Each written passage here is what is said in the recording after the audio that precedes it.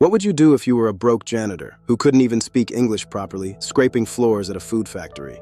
Most people would accept their fate, but in 1976, one man named Richard Montañez looked at a broken machine. Or did he? Today, we are opening the secret financial file on the most controversial success story in corporate history. This is the truth behind Flamin Hot Cheetos.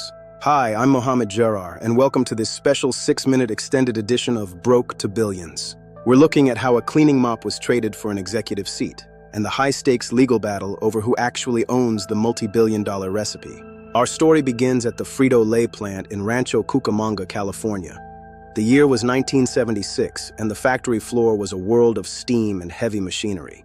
Richard Montañez, a Mexican immigrant and school dropout, was hired as a janitor. He spent his days mopping floors and cleaning toilets for just a few dollars an hour. His father told him, "Make sure that floor shines so bright that people know a Montañez cleaned it." Richard took those words to heart and watched everything. He studied the machines, the logistics, and the consumers. He wasn't just cleaning. He was learning the snack industry from the ground up, observing gaps no one else saw. Then came the mistake that made history. A machine broke down, leaving a batch of Cheetos without their classic yellow cheese coating. They were plain, naked, and headed for the trash.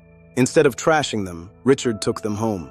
He noticed that the snacking world was completely ignoring the Latino community, which craved spicy, bold flavors. In his kitchen, he mixed traditional chili powder, lime, and salt, coating those plain snacks in a red, fiery masterpiece that would change the world. The flavor was a masterpiece. Richard knew he had something huge, but as a janitor, he had zero power. He needed to get to the very top. He bypassed every layer of management and cold-called the CEO of PepsiCo, Roger Enrico. To his absolute surprise, the CEO answered the phone. Richard bought a $3 tie and pitched Flamin Hot Cheetos to the entire board.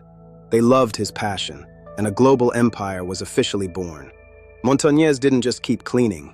He owned the future of the company, eventually retiring as a vice president and a hero of the Latino community. He became a world-renowned motivational speaker, charging $50,000 per appearance to tell the story of the janitor who built a billion-dollar brand.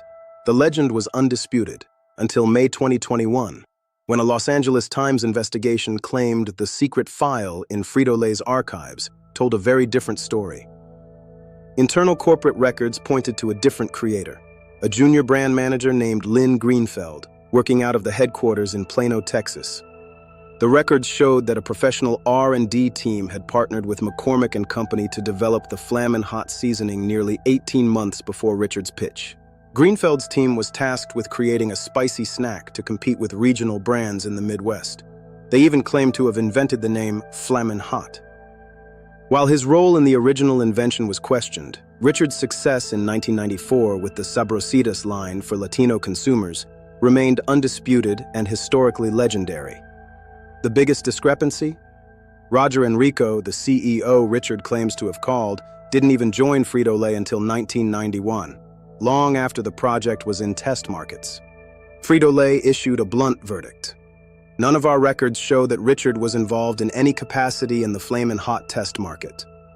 Hollywood stayed loyal to the legend. Eva Longoria's 2023 film focused on Richard's truth, proving the power of a rags-to-riches story often outshines corporate records. Richard Montañez didn't take the debunking lying down. In July 2024, he struck back with a massive 62-page lawsuit against PepsiCo and Frito-Lay. The lawsuit alleges defamation and a smear campaign, claiming the company fed disinformation to the media to dismantle his hard-earned reputation. Montañez claims the company's R&D department was hostile toward him because he was an uneducated Mexican plant worker, adding a layer of discrimination to the suit. Montañez maintains that while a team in Texas might have worked on a product, it was his vision and his pitch that gave the brand its cultural soul. This two-truths argument is the heart of the legal battle. One story is about laboratory snack science, and the other is about a community's deep-rooted identity. Regardless of the creator, the brand is a juggernaut. In 2024, PepsiCo established Flamin Hot as its own standalone brand within their global portfolio. Flamin Hot now generates over $3 billion in global retail sales. It is no longer just a flavor, it is a multi-billion-dollar economy. From Doritos and Funyuns to even spicy Mountain Dew, the Flamin' Hot umbrella now covers 25 unique products that dominate the snack aisles. The brand completely dominates the Gen Z market. Last year, consumers made 400 million trips specifically to buy Flamin' Hot products, a 31% increase. With over 60% of Gen Z and millennials choosing Flamin' Hot as their top spicy choice, the brand has become a cultural badge of honor for younger generations. It has become a lifestyle brand, expanding into makeup, high-end fashion collaborations, and even specialized streetwear, cementing its cultural status. Whether it was a janitor's vision or a corporate project, the Flamin' Hot legacy is a phenomenon that has redefined the American dream for a new generation. The lesson here? Your vision has the power to change the world. Whether you're mopping floors or running a boardroom, own your story and fight for your truth. Don't let anyone erase your legacy. This is the journey from broke to billions, a testament to passion, grit, and the courage to make the call. If you enjoyed this deep dive into the Flamin' Hot secret file, make sure to subscribe and like for more incredible business blueprints. Connect with Mohammed Jarrar at m.jarrar@mjglobalgt.com for more digital awareness and success stories. I am Mohammed Jarrar, and this is Broke to Billions. Stay hungry, stay focused, and I'll see you in the next episode.